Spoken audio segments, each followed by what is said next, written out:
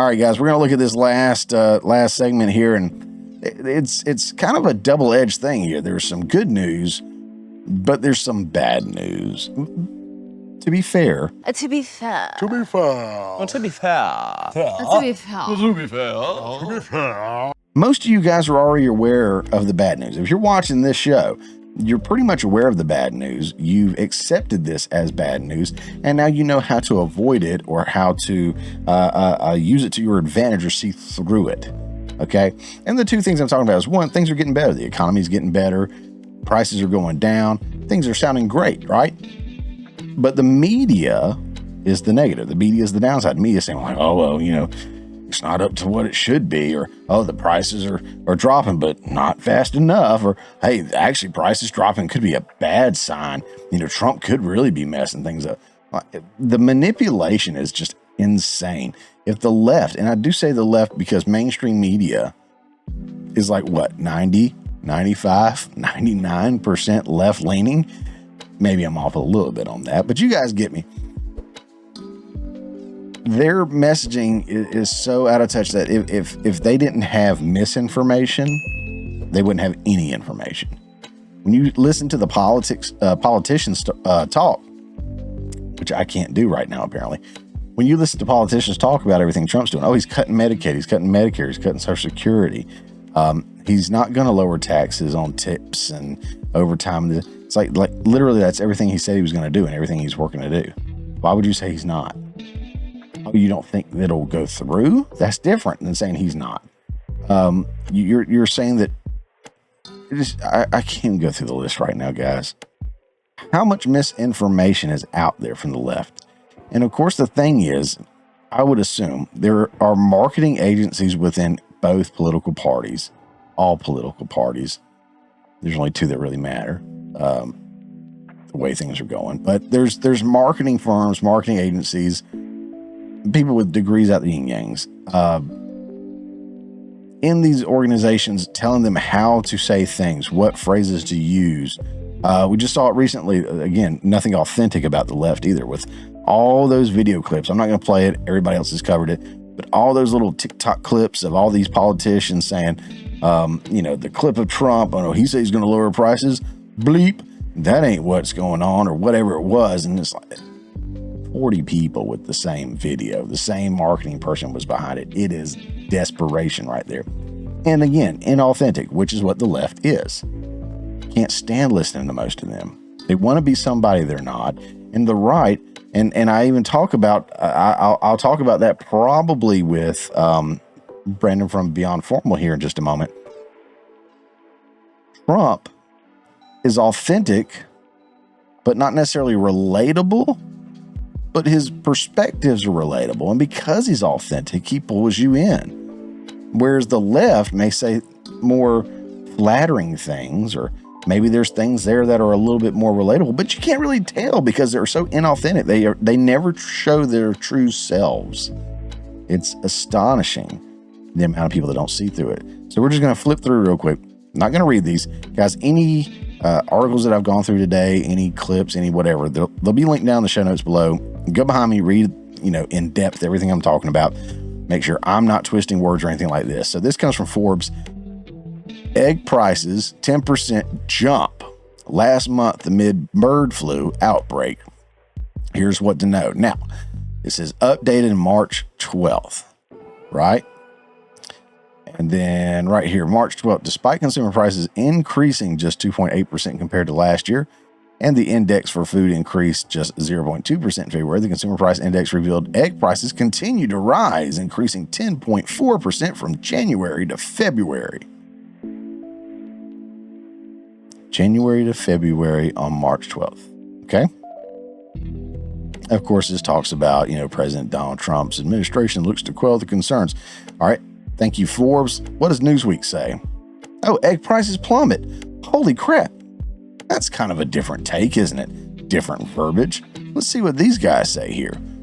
New data suggests that soaring egg prices, which became a flashpoint issue during last year's presidential election, may finally be falling. Figures released by the U.S. Department of Agriculture show that the average cost of 1 dozen eggs is now significantly cheaper than in recent days. The economic indicator website, Trading Economics, shows that a dozen eggs were $5.51 on Tuesday, more than $2 cheaper than an all-time high of $8.17 in March. So we started out the month at $8.17, and now we're saying it's $5.51. I think this is the site that has, maybe, just kidding. Yeah, they had a little graph here. I think I got a better graph right here, though. Yeah, same graph. I can actually drag it. No, I want to go here. This is from the Trading Economics site.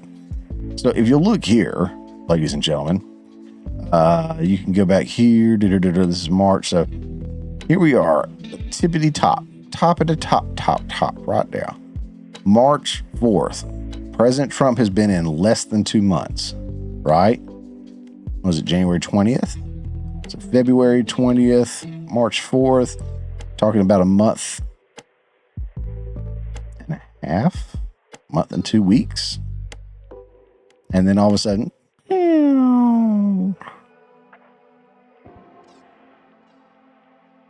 mean, he still hasn't been in 2 months yet. Look at that. That's significant, guys.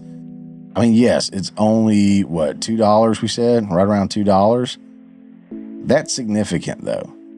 A couple of things, of course, we know that the price of eggs shot up for a couple different reasons. One, it was the bird flu thing, and then they're out there killing all these chickens to try to prevent the bird flu from spreading, whether they needed to or not, right before Trump got elected or was sworn in. So it kind of feels like might have been another little fishy thing they did. Just saying. But you see, when Trump says, okay, and pull the trigger, boom, prices drop.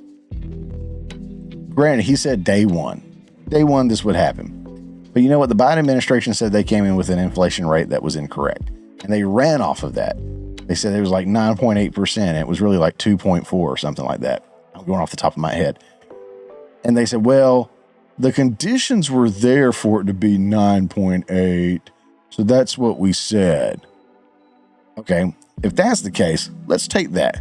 Trump, with his fossil fuels and other regulations and removing of red tape that he did on day one, is making the way for prices to go down. So then he made them go down on day one. Don't like that take? Screw you. All right, next up. From the Washington Examiner, gas prices, fuel costs continue to fall across the country. That's right, baby. Gas prices continue to fall throughout the nation on Tuesday, bringing financial relief to people as consumer prices rose in other areas. The national average price for a gallon of regular gas dropped to $3.08, according to AAA. It's the latest decrease in the fuel sector this month after gradual increases at the pumps in February. Today's costs are lower than the gas prices from a week ago, and when it was $3.09, so a whole cent. Point is, it's going down, right? And where are we at? It's not a great chart. I feel like I have a better chart somewhere. Maybe I don't.